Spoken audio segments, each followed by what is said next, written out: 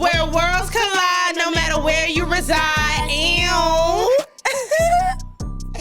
I love it. Y'all, let me tell you something. And I know we say this all the time, but we do have a special guest, right? Not only are you a licensed therapist, correct? Mm-hmm. So you know how to read people, right? A little bit. Not only she is one of the girls, all right? Not only is she about that life, not only is she from New York, Hello.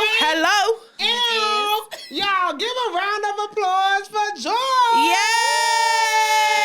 Okay, let me get this right, because last time I played Womp Womp, you can't hear it, but it's going to be a little clappy clap for you. Thank y'all for having me. Y'all, this is a genuine connection. So we met Joy. We hosted a women empowerment event, and Joy was one of the speakers on the panel.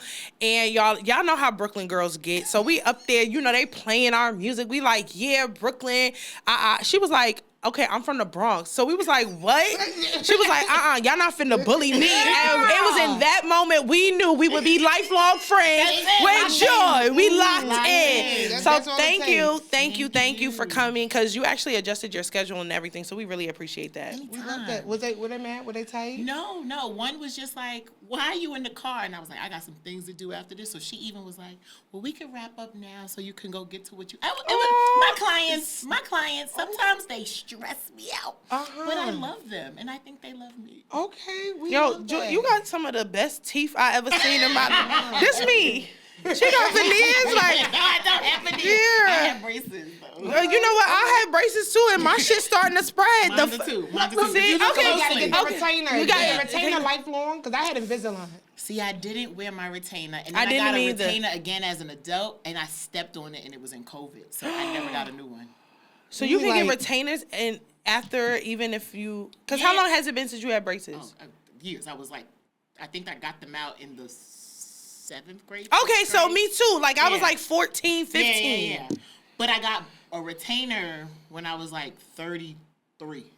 Oh, so you don't have to do the process again. No. Just to hold it. Now, because they've shifted some now you get... Now, I went to the orthodontist, and she was like, I mean, we could give you a retainer, but we could also just give you braces. And I was like, well, how much are braces? And she said like $2,500. And I was like, no. I think Invisalign is a little cheaper than that. I had Invisalign. It worked pretty well, but the retainer, we got to keep it on. I remembered, but it's the retainer that seals the deal. Yeah. I did almost a year of Invisaligns, gap going, everything. Ask me where my retainer. No, I wore it maybe twice after, and that was it. So. But we did all them years. We did all the time of braces and tightening and rubber bands and pain. The bands and that tightening after you get But I used to like to get my rubber bands depending on like what the holiday was. That's the only fun part about it. It hurts. It hurts. It just stabs you in the mouth. Wow. Oh my god! I wish I somebody threw a basketball in my mouth one time. I was like, my mouth is gonna be ruined. Well, no, they not, girl. Thank you. Them teeth is still straight. I know you was holding it like because it was. She's like, childhood trauma. She's like, we'll talk about that another day. And it was like not loving basketball. When he threw that basketball at her face. Yeah. It was. She was like, ow. Yeah, and she had that scar. It wasn't that romantic. It was not romantic at all. He did not become my husband later on. Nope. Damn. I was not giving that. All right, y'all. So y'all know when we have a guest, we love to play our game, First Class versus Coach. Yeah. So normally we have a big bowl of nothing, but today we're gonna read the options off of our phone. So Joy, how we play First Class versus Coach is we're gonna give you a question with 2 answers. Okay. If you like one of the answers, you're gonna say which one is First Class. If you don't like an answer, you're gonna say which one is Coach. Okay. If you cannot choose, then it becomes a tie. And when we have ties on this show, it's shot o'clock. Yes. Honestly, that's our favorite part. So just go with that. Okay. Yeah, we could go with that. All right. All right, you want to start off the first question, friend? I'll start off the first question. Okay. Joy. As a therapist, who do you think takes less accountability for their actions? Men or women? Which one is First Class? Which one is Coach? So First Class would be the one who takes the lesser of accountability. I'm going to go with the probably unpopular answer and say women. Woo! I mostly work with women. Okay. And I will say it's easier a lot of times to say men are the problem. Okay. There's a lot of women that are the problem. Oh! I'm sorry. Y'all, this is a licensed therapist saying this. This ain't no pop. So pop, you know what? What we say? Am I the drama? Am I the drama? Yeah. And sometimes we are. Sometimes we. It's harder to look inside and say, could I have done that differently? Could I have said that differently? But I think it's just easier as women to be like, it's men. Men ain't shit, and blame them. But ooh, it's gonna go viral. They're gonna be like, she's a pick-me. No, she's a licensed therapist. She has years, experience, classwork, and all of this to prove that we are the drama. I could be a little dramatic. I could be, you know what? I do take accountability. I do. I'm not one of those women that's like, perfect example, like, and not just with men, but in situations. Like Chanel told me one time that I overreacted in a situation. I don't think that I was wrong for my feelings in the situation, but I definitely think that I could have changed my approach to the situation. Okay, I think with me, I could say sorry, but it's a but to it. I'm gonna be like, so okay, then it's not a sorry. No, tell her again. I'll be like, you know what? I overreacted. But what you said was some bullshit. But there's a better way you can say that and still convey that same message. Okay, give it to her. Give her a tool right now. Okay. All right, let me practice. Let me do a role play. A role play. You know what? You're right. I should have did what I was supposed to do, but I didn't. But see, the but negates it. Yeah. You can say that was hard. What about? I shouldn't have done what I said I was supposed to do or whatever. And when you did this, it made me feel this. So you changed the but to an and. Both things can be true. When you say but, you negate your apology. You are no longer sorry. Yeah. You're saying I am justified in what I did. And you might be, but that person might not hear anything. They might only hear what you said after the but. That apology is out the window. Okay, let me try again.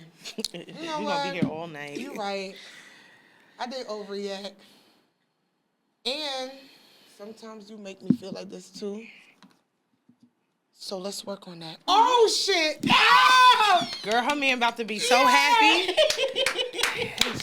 I'm gonna call him right after this. Because she gonna call him right after her practice. She's like, okay. But that kind of was, not saying it was hard, but I ain't never had to use and. That was I was trying to figure out how to say and you. I don't know. We're gonna work on. We're gonna work on that. Baby, that was almost choked. Jesus. Okay, next question. Which one is first class and which one is coach? Taking advice from your parents versus taking advice from your friends. Which one is first class? Which one is coach? Oh, wow. Or that really depends on the friend and the family, which I guess sounds like a tie. It sounds like a shot. Some people's parents or families can have kind of a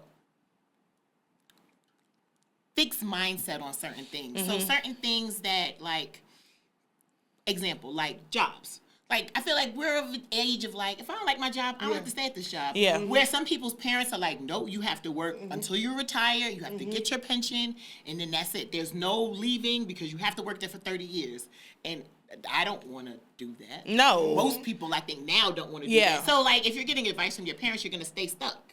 But your friends might be like, hey, move around. But you also might have family that encourages, like, creativity and growth. And so if your friends are like, no, we have to have a 9-to-5 because that's stable, so it depends. It depends on. So okay. Oh, well, she said it. We didn't say it. Cheers. Okay, baby. Woo. Let me tell you something. Long story short, growing up, I didn't come in a household where financial literacy was important. It was. Me neither. It was, girl, who cares? Who want older people? So it wasn't until I bought my first car. And I'm over there like, okay, I got a social, I got a little job. Girl, he ran my report. And mind you, I'm only 19 at the time. He was like, yeah, a credit card, you owe 8, you owe this. And this is me. I don't even know. Girl, mama took a credit card in my name. All right? And then things like that happened. And I'm like, he was like, well, you never paid these people back. And I remember saying, well, my mama said I had to pay them back. Girl, he looked at me like, well, your mama damn right. Ever since that, ever since that day, and it's not to say advice that, you know, she's giving me, I take it with just a grain of salt. I take it with a little different era, depending on where you're from. Your parents might not be from here. Like, so even just how they approach certain things might be different. Yeah. So, yeah. And parents are not always right. Hello. Sorry. The people gonna hate me. They're gonna be like, my mom is the best thing that. Your mom could be the best thing, but she's not always right. No. No. She's still a child herself. You know your mother is just a girl. Hello? Is just a girl. Hello? She's trying to figure it out just like you. Hello. She just got a kid. And then when she writes, she be like, I told you. Okay, you hype. You got what? Mom 1, my life 4,000. Like, okay, last question. Okay, so, and we're going to explain this one. Should someone seek a therapist based on race or versus experience? Hold on, this sounds like another listener. Okay. I think that also depends on the person. So, I personally, when I first started my journey, like in therapy, I had a white therapist, and I was just like, whoever's available. I had a white therapist. She was an older woman, and it wasn't bad, but there were just certain things I wasn't gonna talk to her about. Yeah. Later on, when I was like more intentional for me with finding a therapist, I wanted a black woman, and I wanted her to be not necessarily my age, but not like too old or not too young. Yeah. And I felt like that was my favorite therapist. Like, I felt like I did the most work there because I felt my most comfortable. Because even like after that, I had a therapist who was she was very like down south, like cutesy, and it was just like I couldn't curse. I could curse, but I felt like I couldn't because she was going to be offended. So I think you should pick somebody that matches whatever you need at that time. Okay. And so that could be somebody that looks like you. That could be somebody that has 1,000 years of experience or like 2 years of experience. I think it's really important to have a consultation when you're looking for a therapist. Okay. Oh, what are some things we should look for? I never even thought of a consultation. I mean, when I because I also, like, as the therapist should also want to make sure you're a good fit for them. Yeah. So you should have some questions like, what are your expertise? Like, how, it doesn't necessarily matter how long. I mean, for some people it does matter how long. But, like, what do you specialize in? Like,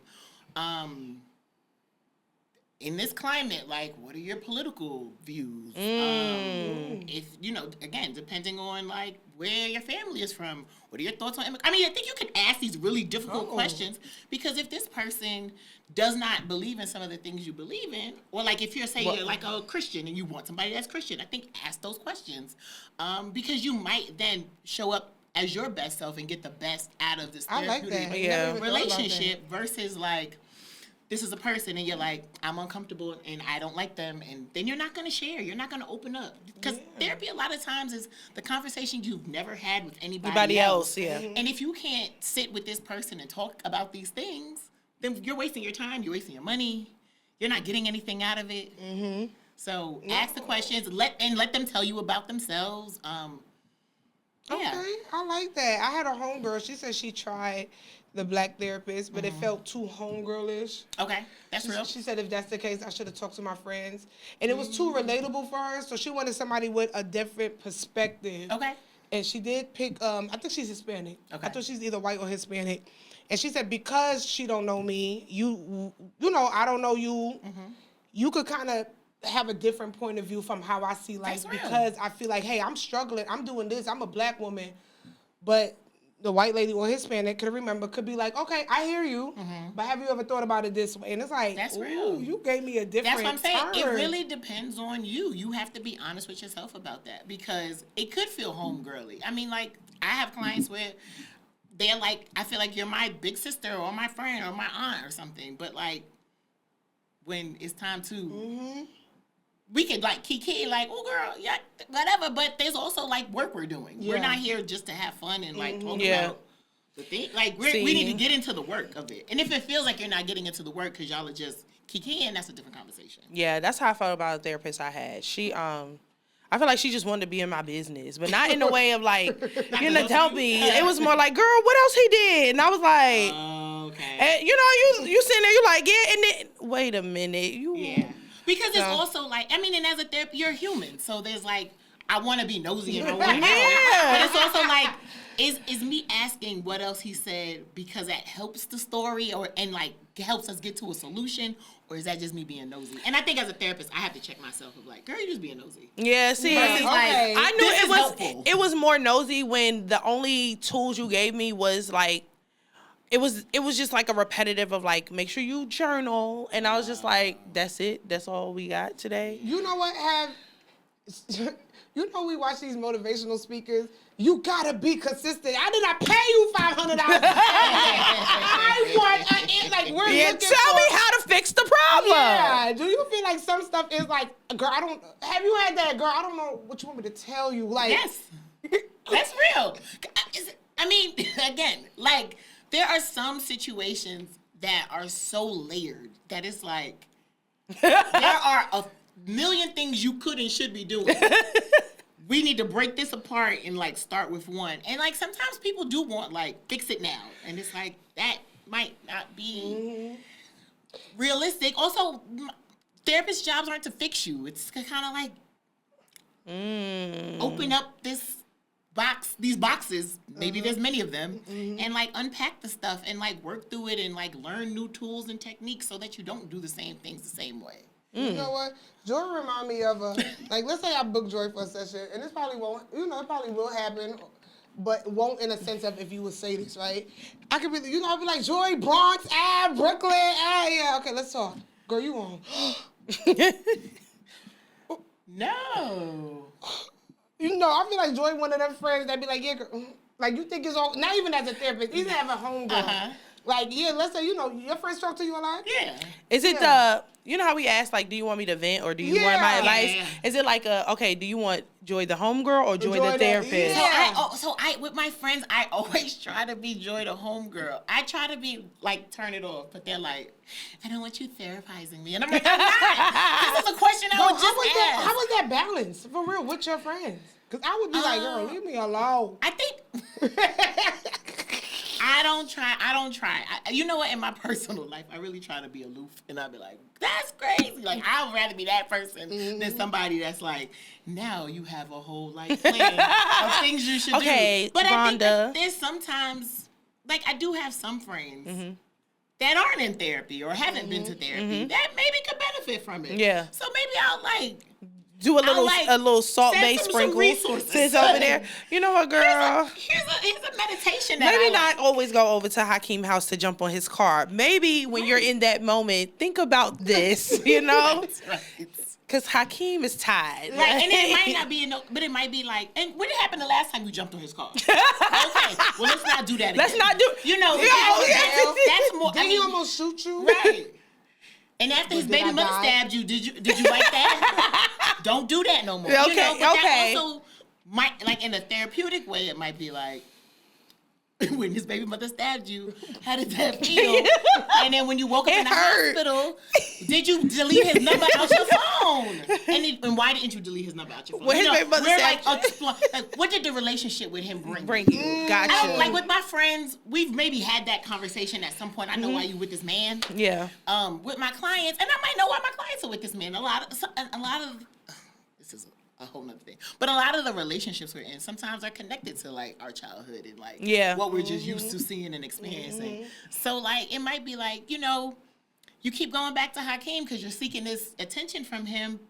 Is that because your mom or your dad didn't give you that attention? Right. And like you're just looking for it from somebody, even if it's unhealthy and toxic. Even if you keep getting stabbed, you still go back. Well, look, you come see your client. I went back. And how did you feel? Once again, how did you finna tell me? How did you feel after he stabbed? But I also think, like, for me, and a lot of my clients I've worked with for a long time. Okay.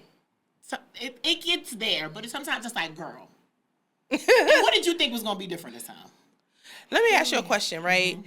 In therapy, is there... Because you said a lot of your clients you've been working with for a long time. Is there a time limit that you have for clients? Like, I look at you and I think 6 months of therapy will work.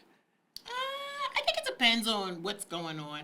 So, a lot of my clients have, like the reality is like new things come up. Like you start because of this, now your mama died. Or you start because of this, and then now your boyfriend cheated on you. Or now you're having a baby. Or now you're starting a new career. So like there's life changes, and like they don't have to be consistent. They don't have to stay in therapy through that. Some of them choose that. But if it feels like we're just hanging out, then it's like let's talk about terminating. Or like let's not meet as often. Maybe we can meet once a month. Okay, got you. And you can like you can talk about the highlights of the month versus like you don't need to come every week. We are not doing anything. that is then me just taking your money. Okay. And that's not okay. That's unethical. Yeah. Okay. Now, will people do it? Yes. But if we're not doing any work, now there are sometimes we end up being in the process longer because people aren't doing the work on their own. The work isn't just what happens in that time in that session. Like you have to do stuff. You know what? I applaud that. I was one of them people where, you know, when I hear therapy now, right? Well, back then, I feel like it was just a Band-Aid for people, right? Everybody be like, oh, I was a toxic person, but I went to therapy and now I'm healed. And it's like, oh.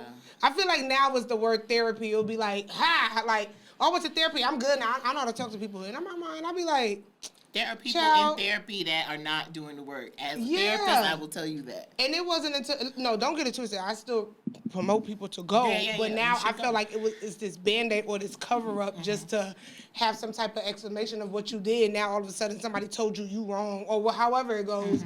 It's like, oh, well, I'm healed now because somebody told me, girl, everybody been telling you crazy. It took somebody else to tell you there's something wrong with you. It wasn't until... You know, I always felt like I didn't need it because I always felt like therapy took you back to like childhood, right? And I come from where I kind of know what the problem is, right? I can identify my childhood trauma. Like, I know what happened. I don't want to go back there. Yeah, that's real. To me. But I want to talk about have that conversation. And say, like, I want to be like, well, how did you feel when you was younger? Girl, don't take me back because I don't want to open up no can of worms. This is my problem. I've identified it. How can I move forward from it now? And it's not to face what happened as a kid. I know what happened. But now I called April the other day because I always feel like, oh, you know, I do this and this. And I actually said for the first time, because I thought I was all right, I said, yo, I think I need therapy. Like, at that moment, I'm like, yo. And I can't believe I said that. And it's like I said, I'm not against it, but I think people just have that feeling where it's like, okay, I feel like I've hit rock bottom in this point right here of my life. I've done this. I did that. I talked to grandma. But nothing else is, I feel like I haven't done this. I've done everything but this. Yeah. And I feel like that's my next step. So okay, I'm about to come through them therapy. But like I said, like life happens and different seasons call for different things, you know? So like maybe you didn't need it before, or maybe you don't need to go back to childhood, and I think that's fine to say. Like there's also like different types of therapy. Like you could do something that's short term, like you said, like 6 months, I just need to work on this thing. This is what I'm feeling, and then that's the work you do. You don't need to talk about what happened when you were 6 if, like, you're talking about your career right now or whatever. So when you they might be unrelated. Right. It's very possible. Everything is not about what your parents did. Some of it, a lot of it is. Right. How did that determine your career now? I don't want to be in there. Let's talk about what happened now. Right. Let's talk about this. Well, guys. Okay, you got to take a shot, though, because that last one. No. Wait, who? No, the last question that we did. No, I was going to say we're going to... Yeah. No, I was getting into it. April, hold on. That concludes the first class versus coach, and we're going to toast and cheers. Cheers to therapy. To that. Cheers to therapy. Okay. Ooh. Ooh. All right, Joy. So before we get into like the topics today, we want people to know like who you are as far as the therapists go. You created the French fry theory, which we learned about. So explain a little bit more about that. Yeah. Okay. So I am a licensed clinical social worker, and I am a therapist. I have my own private practice. It's called Life Intentionally Psychotherapy Services.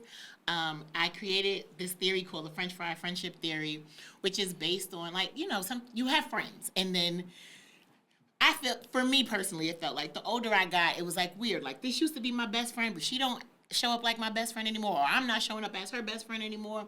So that just kind of helped me like visually look at like a large fry friend is one like you show up for everything, they show up for everything, like that's your ride or die, like that is your person. The medium-sized friend is, you know, you're close, you're still close, but you might not know everything about them. They might not know everything about you. And the small fry friends, you're still friends, you're not associates, but the relationship is just not as close as in these other friendships. So again, that helps me like visualize it. It's a concept I use with my clients when they're going through friendship stuff. Because just because somebody used to show up all the time or used to show up for them doesn't mean that you still have that capacity. And it doesn't mean you're not still friends. Just like, what does it look like now? Does that make you a bad friend? I don't think so. Okay, so. But I think there could also be conversations that are had. Because, like, I think sometimes we, like, it's like, oh, she acting funny, and then we don't say anything, and then we, like, harboring these feelings. I've done that, personally. And then you got to have these difficult conversations of, like, oh, well, yeah. I maybe shouldn't have been saying those things behind your back. I just was hurt. You know, like we can have a conversation and say, like, you know, I noticed things have changed. Like, because... Again, like, I'm 40, so my friends are having babies. They got grown-up babies. Like, they're married. They're dating. Everyone's in a different space. Yeah. And so, some people are in school. People have jobs. Everyone doesn't have the same type of availability that we had when we were 20 and, like, out on the street all the time. But so instead of, like, feeling away, it's like, we're just not as close, and that's okay. But, like, we are still friends. I know that this friendship doesn't bring me what that one does, and that's all right, too. You know what? Me and April had talked about that because we have both experienced. I experienced a friendship in that manner, and April have experienced that friendship in a manner. And with me, this is like a childhood friend. Like, I have a large group of friends, right? But I'm the type, because everybody's connected to me, I'm always reaching out. Like, hey, girl, like, I have a best friend in New York. Ask April. She didn't talk to me in a month. She said she was going through something. After a month, girl, stop playing with me. Like, all right, come on. Then I had another friend who we've been knowing each other since high school, and it's like I became a flight attendant, so I was always on the go, and I was never available. But before then, I was at my goddaughter's here. And then I noticed it was like, hey, I'm in town. Hey, and this me. What's happening? Then I'm at the birthday party, and oh yeah, my daughter did this, and I'm like, wait, what? I feel so. I never used to. It felt like I don't even know my own goddaughter. So I did say something, and I ain't gonna lie. I need to talk to you because my delivery is kind of. I'm like, because you took it personal. Your yeah, ego was I'm like, talking. oh, we got beef. Like, what's that? Yeah, you see how she. Yeah. Like, no, I asked April. April was like, she misses you. No, because now I'm thinking it's me. At first, I used to take things personal. Now but when I realized, that's like me hitting you up. Oh, I'm tired. But 2 days later, you with April? And you know I'm here?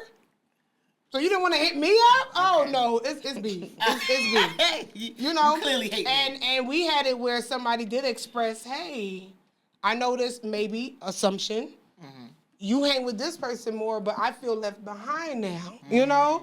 That's why communication is so important. Like, hey, you used to be my girl. What's going on? I mean, I like her too, but what's happening? What happened with us? Yeah. I have a question. How do we move with that? Oh, go ahead. Well, that was gonna be my question, right? So, like, okay, so we're talking about friends, right?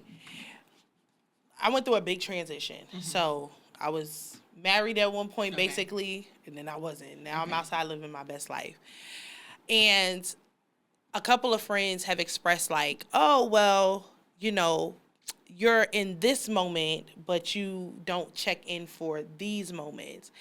And if I'm being honest, so my friend, she moved away. And for me, sometimes when people move away, I am like, I don't want to say like an out of sight, out of mind type of person. But you get me. It is.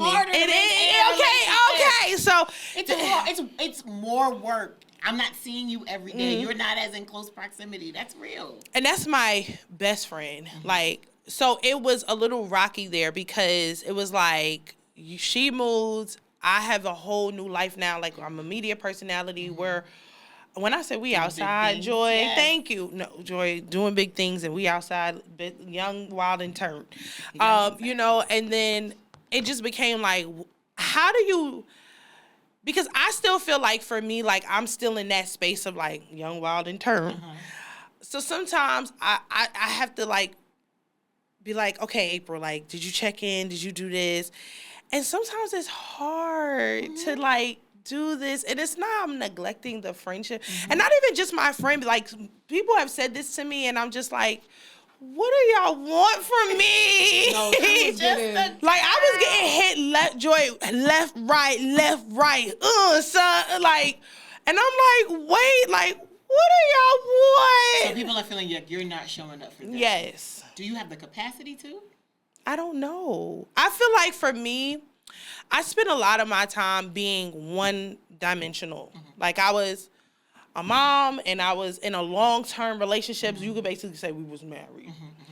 And that was my life for a long time. Like, so when that all ended, not me being a mom because that's still my baby, but when the relationship ended and now I have this time to rediscover who April is, the capacity in which I'm showing up for myself might take away from the capacity in which I'm able to show up. Just tell people that. It was to the point where, like, let's say something. You're just taking care of you now. You're in a new season. It is, but how could you? It was to the point where, like, let's say a big accomplishment happened. Somebody could be the last to know, and it's like, whoa. And it wasn't on purpose. I've also never been like a braggy person. Yeah.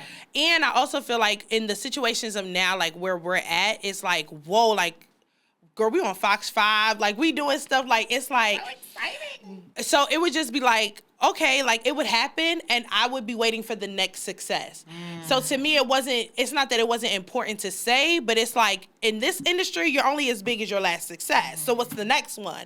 So I'm just like, how do I communicate that to people where they don't feel like I'm saying, I can't be your friend or I can't be this perfect family member for you or whatever. Yeah. I'm here for you, but like, this is what my life looks like now. And I'm enjoying that part too. Yeah, I think just like that. But I think just like that. I mean, like, they know that you've gone through this transition. Like, I am taking a little bit more time to, like, have fun and, like you said, rediscover who you are now. And that might look like me hitting you up less. It's not because I love you less. I don't care as much. Just, like, give me a minute. It sounds so easy, but saying it is just it is hard because people, you can't control how people feel or receive what you're saying to them. But like, they feel a way anyway. Honestly, like they already feel a way because they're taking it personal. So it's like, it's not about you. I'm really just taking care of me. Like in a real world, I would like to like not do anything other than take care of myself. That's not real. But like people can understand it or they cannot. And like, it's harder when people are like, I don't want to understand that and I don't want to have a relationship with you now. But like, the people who love you should want you to take care of yourself. And if that's what you're doing, then. So one thing that we see is we see more friendship changes than relationship, right? So a lot of people keep having this, oh, well, I don't care about my homegirls if my nigga mad, you know what I'm saying? Like, but now we seeing so many friendships break up. So so many friendships break up. So many. A lot of people don't want to vent and say that, hey, like. And friendship breakups hurt, I think, harder than they do. Relationship breakups because, like, bitch, you was supposed to always be there. Exactly. Okay, so we're going to go down a list of just a few friendships, drama that we see on the daily. Okay. And you can say your 2 cents on it or how you feel about it. Let's talk about the friendship where new families are built. Let's talk about the new mother and the friend with no kids. Me. That's me and Chanel and our friends. So let's talk. That one is like, you go from outside to, girl, I'm not calling you, but I love you, baby. Like, you know, that's my TT. I'm TT. Let's dive into that. Okay. How could the no friend show up for the new mom? Let's talk about that. So, this is perfect. My best friend is pregnant. Ooh, I don't know if I'm supposed to. Oh. Whatever. It's okay. It's all right. Okay, anyway. My best friend is pregnant. I'm excited about it, Beyonce. Okay. And she also does not live here. And I really like her to move closer. But, you know, I think it's imagining in some way, like, what does showing up look like? Like, we are not going out anymore, obviously. Say that. For a while, you will have a little baby, and you probably not going to leave the house. Or, like, even, like, you not going to leave the house now because you're pregnant. So, Or look, it's gonna look different. Like we might go to dinner, but we're not going. We're not going to the club. Right. We also can't go to the same spaces maybe because like, are they doing hookah if you come to Atlanta? Like, probably can't be in this environment. But it's like, how can I show up for her? And it could be, you know, checking in once a week, or like checking in like. Making sure she still is good. Like, does she need anything? For her pregnancy now, like, I'll randomly, like, I'll send her, like, an Uber Eats gift card because, like, she's eating for 2 people. So, you know, like, it's things like that. It's just, like, the little things. But I know that's my best friend. There's other friends that I've had that has been like, I should probably ask how that baby doing. Huh? That baby like 6 months now. How baby doing? Send me a picture. You know? So it does require more attention. And for your point about like people living farther away, I moved to Georgia. Most of my friends are still in New York. So it's like, I don't see you no more. So it's being intentional about that. And that does not look like every day with everybody. Yeah. Sometimes that doesn't look like once a week with everybody. A thing that my college friends and I have done, which I've kind of fallen off on that recently because it's been a weird month. But one of them saw this video. This man does and his friends do this thing called Waffle Wednesday. Every Wednesday they send a video to each other, like 2 minutes, just updating on how their week was.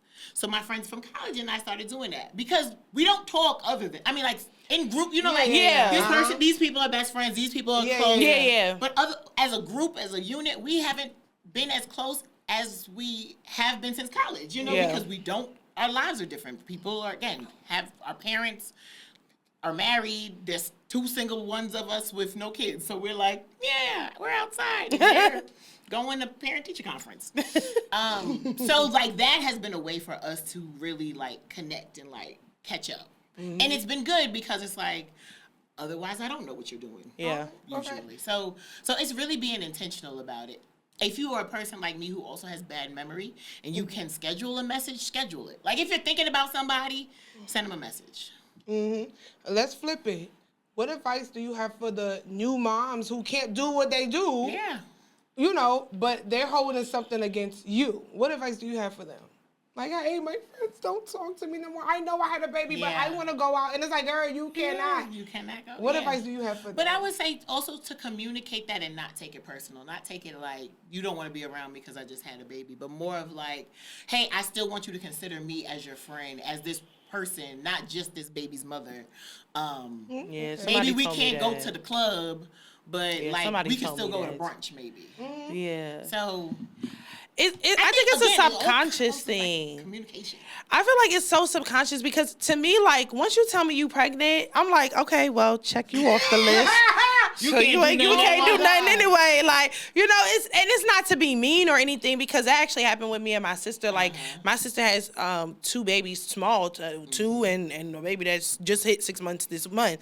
And we've had conversations in the past too where it's like, okay, but you never invite me nowhere. And I'm like, well, girl, I'll be at the club. Like, you can't go to the club. And she's like, but I could go out to eat. Yeah. And like, I could do this. And I'm like, damn, you're right. You can do that. But I'm the same. It's like sometimes I'm like, this one gonna have to find a babysitter. It's just too much work. So I don't invite you. But like people do feel away. So it's like whether they're gonna go or not, invite them. Invite them. And that's what I'm learning. Like, because if you would invite them before, invite them. Yeah. Even though you know the answers, they can't go. Yeah.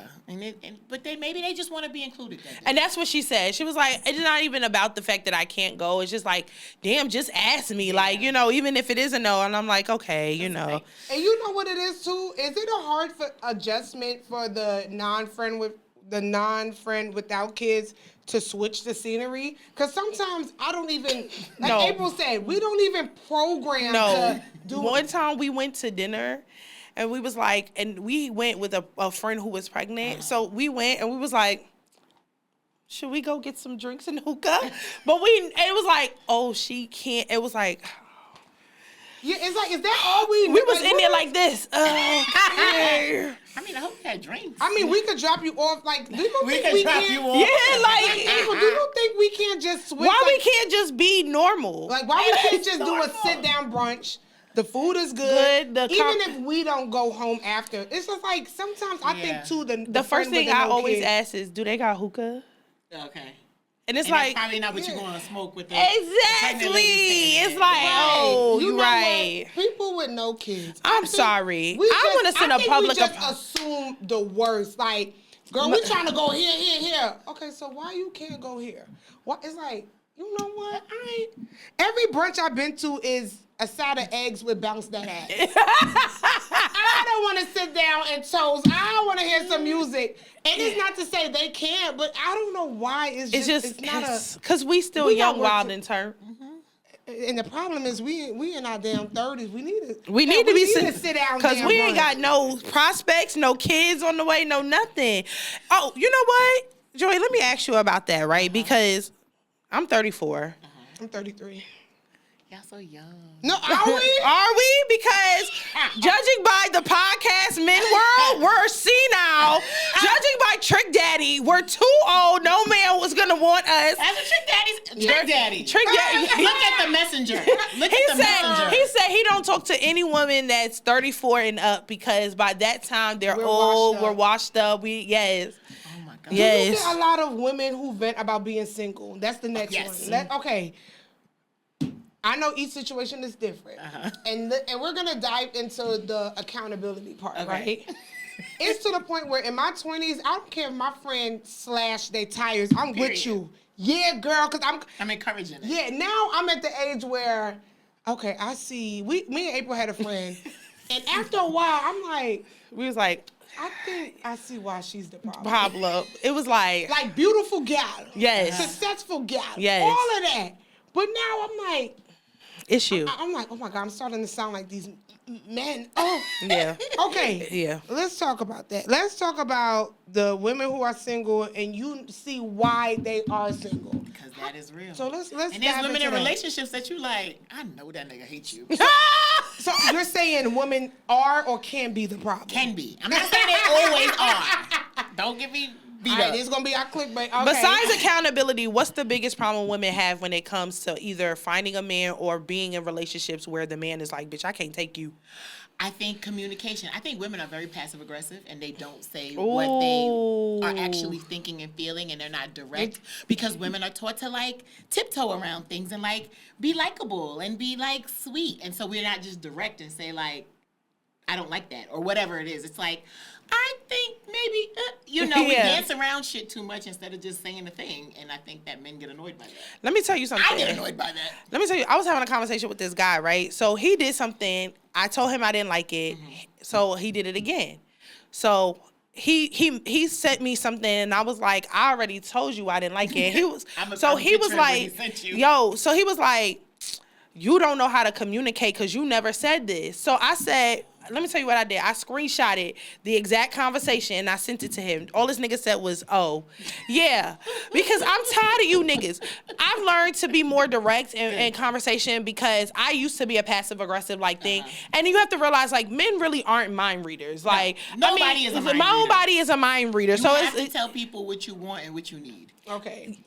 How do you feel about women having these crazy or high expectations? Right? that's a good one, friend. And let's say they talk to somebody or meet a guy where it's like, you know what, you want a Chanel and you know this man cannot buy you a Chanel, but now she feel like I don't deserve him. I'm a queen. And you like, you are, but girl, he's actually A good guy. a good guy. Like what you looking at Jada Waiter and all these girls. Yeah. Let's talk about women with high expectations. Okay. And you know as a therapist, Because you know they come in there and they be like, I just want him to be 6'2", dark skin, Yes. physique, body physique, no kids, college educated. No kids gets me all the time because it's like, girl, we are not. And that's what, no, we said, I actually prefer my men to come with kids now. Same, because I don't want Want them them my Oh, own. So Joy! come with a ready-made family. I say, you want to be a daddy so bad? Come as a daddy. Come with a ready-made family because let's dive into there is it. a number. But anyway, okay. So the question was high expectation because I'm like, that's a whole nother conversation. High expectation. Okay. You know what? Funny enough, I feel like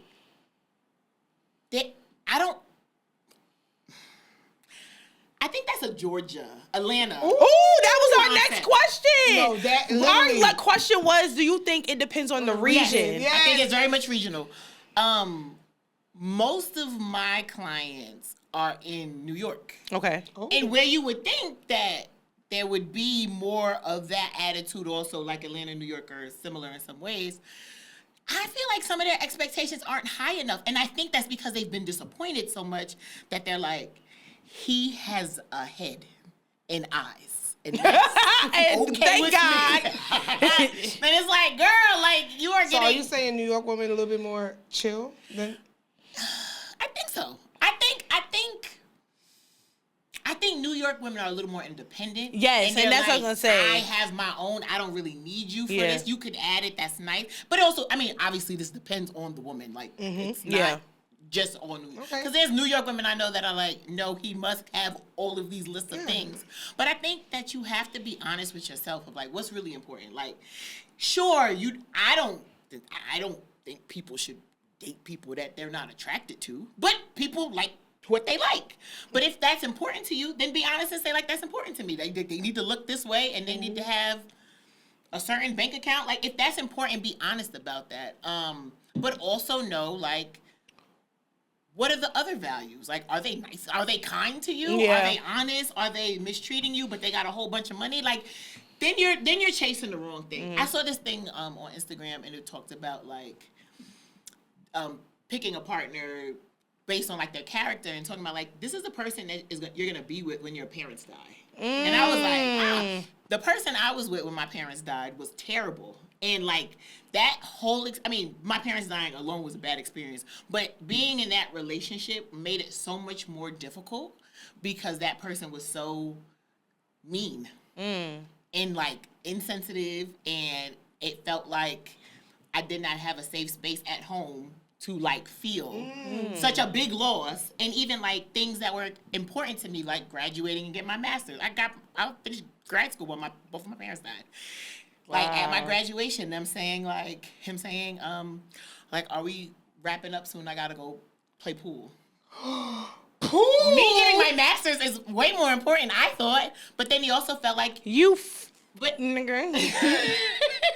I mean, you know. Yo, Yeah. that would just. But No. like, you know, so like I think you have to think about what are the things that are important to you. Sure, money and gifts and thoughtfulness and all of that is important, but is it as important as somebody that like is going to like hug you when you're sad? I don't, you know, like That. Wow. And- I didn't even.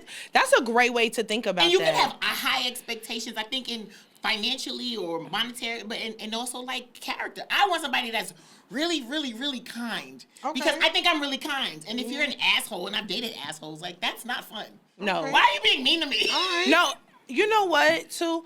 Because what you said, like, as far as, like, the regions go, I think, like, growing up in New York, we're so gritty. Like, we Yes. were so, like, And what I noticed down here is that they teach women to be kept women down Yes, here. And they I do. think that's a thing of dating, in New York, too. they teach you to To be independent. That's it.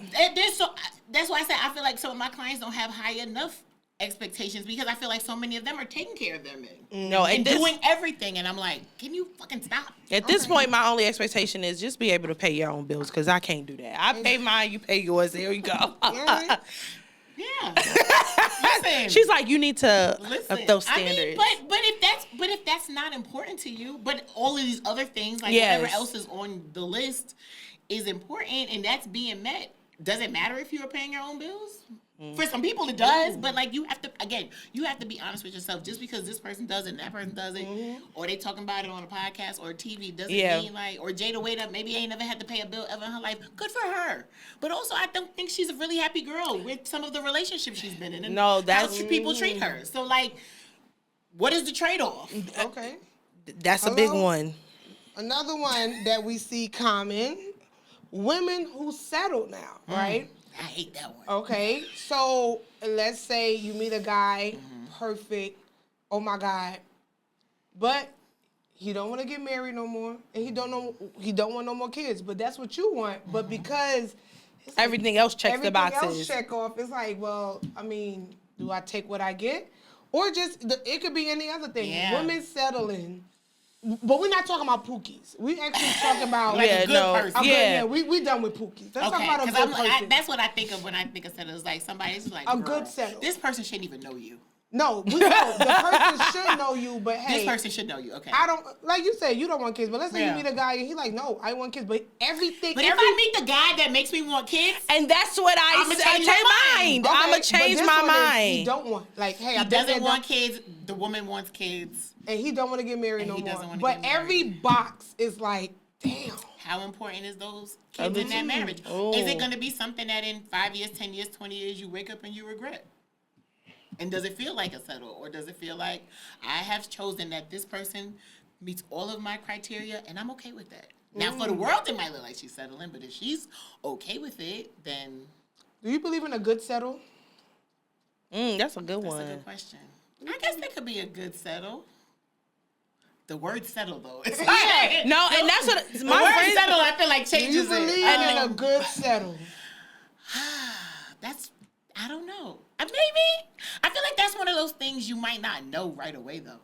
But then also you have the choice. So you have the choice to say, like, actually, I do want to get married, or I do want kids, and, like, I can, maybe if she's at an age where she now can't have them the same, like, if being a mom I think if being a parent is important to you, you should be a parent. Okay. Because it if you was should topics where I hear, like, what if you do go for what you want? And it, like, for granted, you became the parent and now you in a horrible relationship, but you had me. That could happen. That can. Yeah. I mean, of course you wouldn't know until you get into don't it. know. Right. That's But the hard it's part. like, It's like you might not damn. know. So it's like, well, do I just stay with you because everything is good, or do I see what's on the other side because I want this bad? And now I got the marriage and kid, and now I'm like, damn, I ain't taking no trips no more. I ain't going now. It's like, what the Right, because there are people, I mean, and like, I don't know, sometimes I go back and forth. Like there is compromise, and like you might not get everything you want. I like to believe I can have everything I want, but maybe that's where I have to think so I don't feel like I'm settling. Because I think there's also like your negotiables and your non-negotiables. If a baby and being married is a non-negotiable, don't like go for it. If you're like, I have to be a parent, I have to get married. If this person, even if how as special and great as they are, if you still feel like they kept that thing from you, will you resent them at some point? And you might. Okay. Ooh. Especially every time one of your friends get married, you're going to be like, well, Tisha getting married. Yeah. Or imagine you got 12 best friends, right? So imagine you, and they ask you to be the maid of honor at everyone. It's going to look like that movie, 27 Dresses. Yeah. When you said that, April, that made me think about the story with you when you was like, Oh, no, because when I was in my long-term relationship, and I had joined, the last year of the relationship, I had joined like a women's support group. Okay. So everybody was sitting around and they was talking about like, some of them was in relationships, some of them was not, so, or get engaged and stuff. So it was like, 2 years, 5 years. So when it got to me, I was like, 13 years. And they was like, you're not married? And I was like, and it was in that moment I knew, like, no, I gotta get out of this, because, bitch, this is getting embarrassing. Now I'm just embarrassed. Like, you say 5 years, it's like, oh, that's so good, y'all together. 13 years and no marriage? It's like, yo, I think she almost did that whole, like, when somebody driving. yeah. No, and that did happen. I didn't bop him, but it was like, why you ain't married me yet? And it was just on some, like, he had no answer, and it was like, did he want to get married? At the time, I don't think so. Like, I think, it's crazy. And looking back, from New York? Yeah. No. All my niggas from New York. I have a whole theory about that. Tell us the theory. Tell us the theory. We gotta hear this. I feel like New York men don't want to get married. How she eat that up real Yeah, quick? was he? I'm from New York. Like, I've seen it. I've seen like people in relationships for 15 years, and it's like They be so common law. It'll be like, I'm going to get it right soon. Like, you are 57 years old. No. Nigga, when? Like, nigga. They just want to play. No, that's funny. And I always say if I went to college in the South, I probably would have been married. I went to college in the South and still. But you know what? You said you only dated young niggas. That's my issue right there. Like, but no, like I agree with that. Like, I feel like maybe it is a region thing. Like, I think dating and relationships are very regional. But you like, I have cousins that are way younger than me that have been married for years and they're from the South. Yeah. Okay, but you've been in Atlanta a short amount of time. Yeah, 3 years. 3 years. Okay. With you being a licensed therapist, and I know it's so many transplants here, like who is from Atlanta at this point? Right. What can you honestly say about Atlanta dating? Ooh. It has been, you know what? I feel like I've dated more in Atlanta than I dated in New York, but it's been interesting. It kind of depends on where the person is from. I feel like I've met a lot of insecure men who say things like big money. Ooh, I don't like that. Oh! No, what's that meme? Big money. Ah! Like, split the bill. Ah! Like, no, like. So I've met some of them. I've met really great guys. I've met a lot of, like, recently divorced men. It's a lot of them. Just aren't, like, they like, I want. Where are you meeting these men? Like, how are you getting all these dates? You do online dating? I have. Some people I've met through people. Okay. Because that's another thing. I've done online dating, and I feel like the dates be very few and far in between. I had to tell April. Yeah, I would make my profile today and delete it Wednesday. Oh, me too. Because I'm like, bitch, you got me fucked up. I have to force myself to keep it a week. Yeah. You know what's crazy? I have annoying. more online dates and I be outside. Everybody be like, oh, it's where you finding the guys. I've been a flight attendant. I work with the NFL. I be at corporate events. I be at charitable events. I fly. We take trips. I take trips. And it's like, where else do you want me to meet these guys? At church? Because that ain't happening. Well, I go to church. I go to church. We done been to Home Depot. We done been to Lowe's. Where do you feel I've heard go to Home Depot. Like the gym. Where do you feel like is the most toxic place to find a man in this day and age? Like, okay. Besides the club. Besides the club. Honestly, a lot of millennials are like the people we brunch with. Yeah, you're a licensed therapist. Yeah. We work corporate, like we have good jobs, and we have brunch together, like with the mimosas. Yeah. So I don't honestly, to me, I think back then the club meant ill, but now we network. Me and April network at the club. Yeah. And these ain't no pop people too. Like these are actually people like, nah, he be throwing in. And because we network like that, we get into all these stuff. Yeah. So besides the club, where do you feel like, girl? It's a toxic place to meet a man. I almost feel dating app. I don't know. Like sometimes dating apps get weird. That's how I met Butt Crack. Yeah. That Butt Crack is the name. Yeah. You know what somebody told me? The park. Because the man got 2 kids. Like, it's always some type of family. I thought it was like some weird ass, like, what you doing in the park? Yeah. Unless he was exercising. Yeah, well, pretty much anywhere where there's a family dynamic at is like... Okay. He plotting. He's trying to find a wife. It's like, I had met a guy at the bank, right? Long story short, I met a guy at the bank. I like a man at the bank. Hello? Girl, they accounts be negative, please. He trying to get his No, I met this guy, and he was a police officer. He was like, oh, I need help with my account. He was like, hey, you fine. So, I'm at the bank. I'm like, and I was a personal banker, and I don't tell it to. I was, shout out to the tellers. Shout out to all of them. He gave me his ID. His ID said Hiram, Georgia, right? I've been in Atlanta 20 years. Okay. So he like, yeah, I'm going to take you out. I saw this me. I said, you okay? He was like, dang, what happened? I said, is this your recent address? He was like, yeah.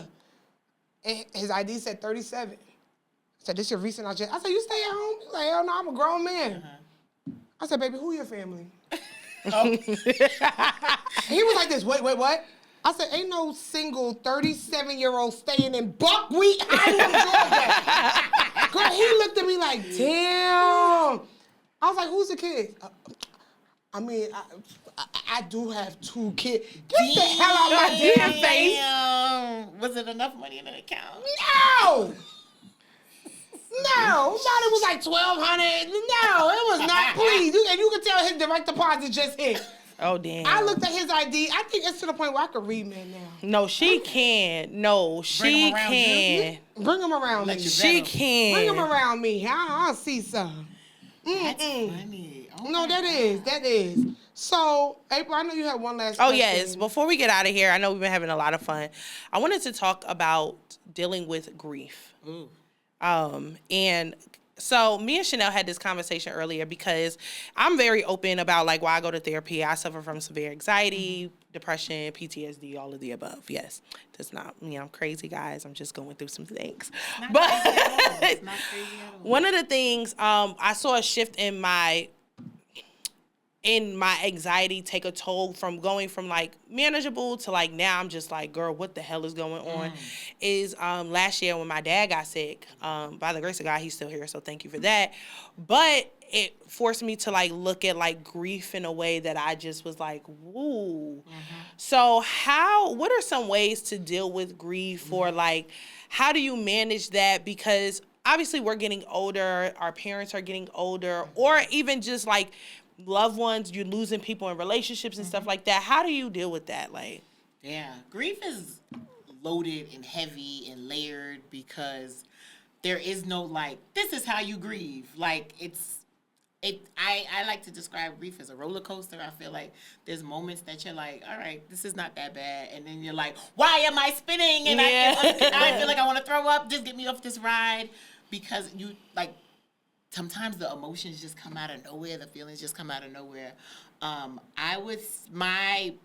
my own personal grief journey, is to not try to suppress it, because I think the more you try to like push it down, the stronger it comes back up. So like actually feeling your feels, and like I know for some people that gets scary because it's like I don't have time to like cry, or I don't have time to like be angry, but like even if it's like, oh wow, I feel like something is happening. If you put it away and you try to not do it in the moment, make sure you come back to it, because grief is a nasty bitch and she does not play fair at all. So you have to feel your feels.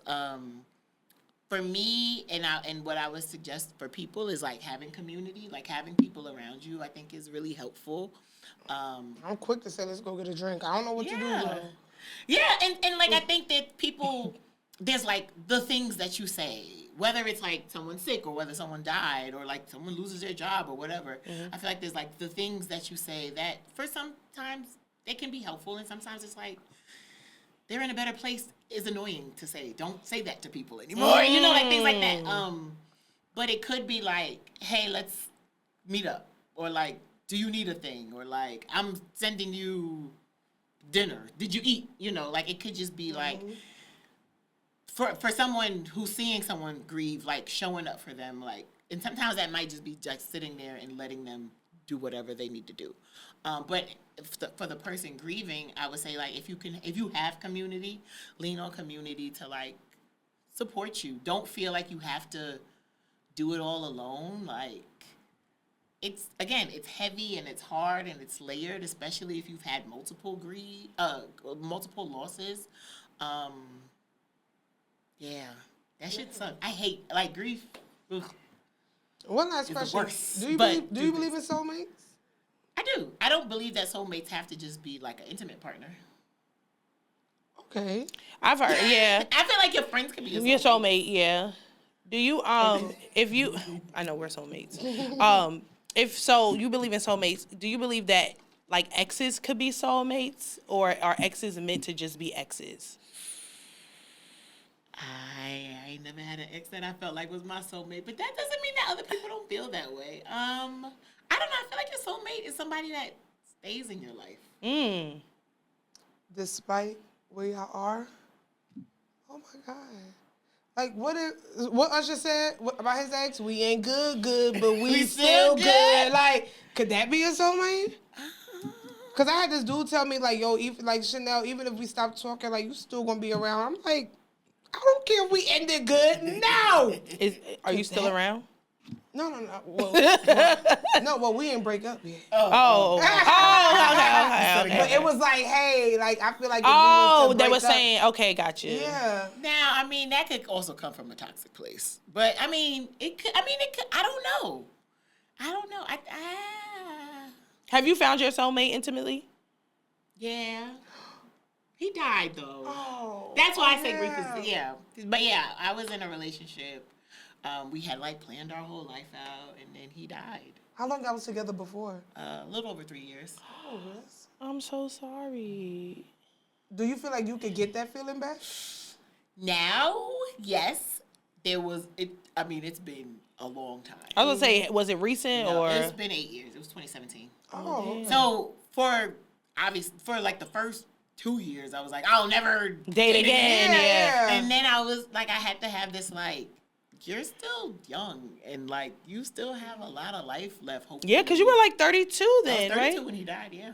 Oh my gosh. And it was just like that. Maybe it's not realistic to think that. I mean, and you can obviously live the rest of your life as single, but I didn't want that. Like, I think there's still things that, like, in thinking of like, you know, being honest with myself, and I'm like, I do want a partner. I don't want to do life by myself.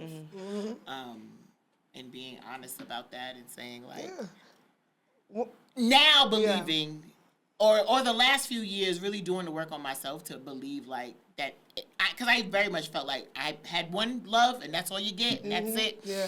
And like working with my therapist at the time and then just like my own work afterwards, is like, it's not impossible, but like, what do you want love to look like? And what are you putting also out there to get that love that you want to receive? And I have to ask you this. One thing I love that you kept saying is, even though you're a therapist, you have one as well. Talk about the balance, because sometimes I view therapists as, girl, your life crazy. You ain't finna talk. How you gonna tell me about me? And you out here like tripping. Like, talk about that balance or that myth that people have about therapists. I mean, therapists are people too. I mean, we just have a different level of education and training and certifications and licenses that allow us to do this work. I think that any therapist that tells you they've never been to therapy or they have never tried it or are not in it, but I'd be leery of them personally, because then to me that makes me think that they think they're perfect, and that is not real. Okay, and this is my last question before we wrap up. One thing that you talked about is you just turned 40? Yeah, I turned 40 last year. Oh, 40. Okay, well, you're in your 40s. I'm in my 40s. How do you feel about women who, you're still searching for someone, right? Yeah. Do you feel like, as a personal therapist, either one, the time is ticking? Because we keep hearing, like me and April expressed, we're in our mid-30s, almost mid-30s, and sometimes we feel like, well, golly. Do you feel the pressure of like, okay, girl? I think once I took kids off the table for me, it took that away. Because I felt like I have to have kids by a certain time because they tell you that you're old and it's a geriatric so you pregnancy. Good. But like, I'm like, I'm not in a rush. I would rather take time and meet the right person than feel like I have to rush into it with somebody and I'm like, I don't even like this nigga. And you don't like me. And now we got a baby. Now we got a baby. And now we got a baby. Now we got a baby. Now I'm fucking doors together. Like, God damn, I'm not going to take that garbage out because there's raccoons back there. Yeah. Like, I don't want to be stuck in that. And then I'm like, I could have just waited. Would you ever adapt, or you just no kids that like, I'm good? I probably wouldn't. I'm okay with no kids. Okay, again, so like we said, if I met somebody that was if I met the man of my dreams and he wanted a baby, I'd consider it. Would you adapt or push? Like, girl, we finna push. I tried. Push. I'd at least try to push. Yo, I can't. But I also really want a hysterectomy, so he has like 30 minutes to get here. Joy gonna have to come back because we got so much more to unpack. Yo, Joy, thank you so much for joining us tonight. Like, it's been a real pleasure. Y'all, we low-key use this as a free therapy session too. Most of these questions was about ourselves. No, most of it was about ourselves, but most is what we see in our friend group. Yeah. Or social media. Yeah. You know, so it's like, wow, we have things more in common than what we think. Okay. Joy, tell everybody where they can follow you, get in contact with you if they need your services. You can follow me on Instagram at The Joy of Social Work. Joy is with an I. The Joy of Social Work with an I. And all of the links and stuff are there. Perfect.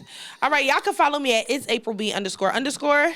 And me, moi, at I am Chanel Simone. And don't forget to follow the podcast at FHGH Podcast. That's on all social media networks. New episodes drop every Wednesday at 8 p.m. on YouTube and streaming platforms. And we'll see you guys next week. Bye. No. Yeah.